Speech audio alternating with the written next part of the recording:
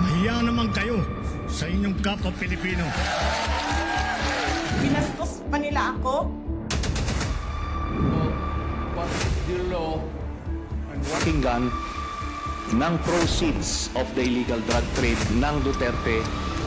You're a law enforcement, the highest law enforcement official being head of PNP. Yeah. And now you're hiding this scoundrel, this fugitive. Dito po siya po ay counsel to the ICC ng EJK victims. Iba pa po yung prosecutor. So this is our separate attorneys po that represent itong mga EJK victims.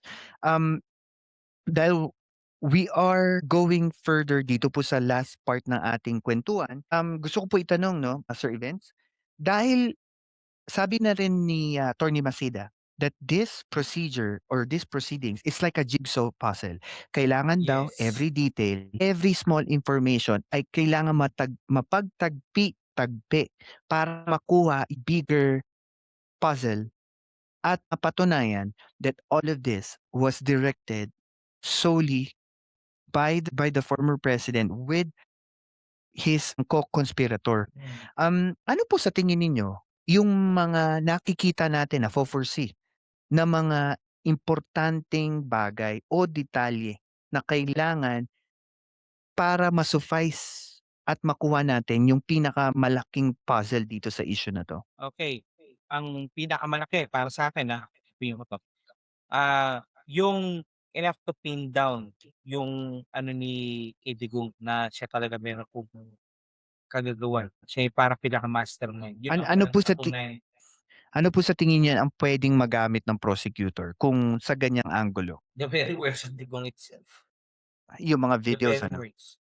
Meron akong nabasa kasi kahapon sa Mm. sa ibang ano, yung tipong indirect po. Hindi yung parang lumalabas, hindi naman yung parang pumutok ng baril, pero ito yung parang naputos naman sa puputok ng baril. Yun ang sort of indirect na command na kasama doon. Yun, ang nangyari doon, i-ano na, siya indirect. Indirect na naputos. Tandaan ko natin po, ang mga pulis po dati kasi sumusunod sa utos niya. Una kasi, dahil kasi una merong monetary. Pangalawa, merong pangako yung pangulo, naging pangulo natin bago siya PBB, is lang i-grant ng pardon kaagad. Ako daw bahala sa inyo. Kaya yung ginawa ng pulis, yun nga. Pero nangyari yun. Ilang pulis sa kanila ang naipit niya. One good example, yung dumana kay Kian. I think 3 yata doon, nasa kulungan. Ginawa parang sinakripisyo yata para kupas dapat. Depende di pa rin sapat yun. No, yun yung pinakamalaking yung piraso. Parang sinabi ko, 'di ba, jigsaw puzzle. Ang jigsaw puzzle, they will try to link all the joints together.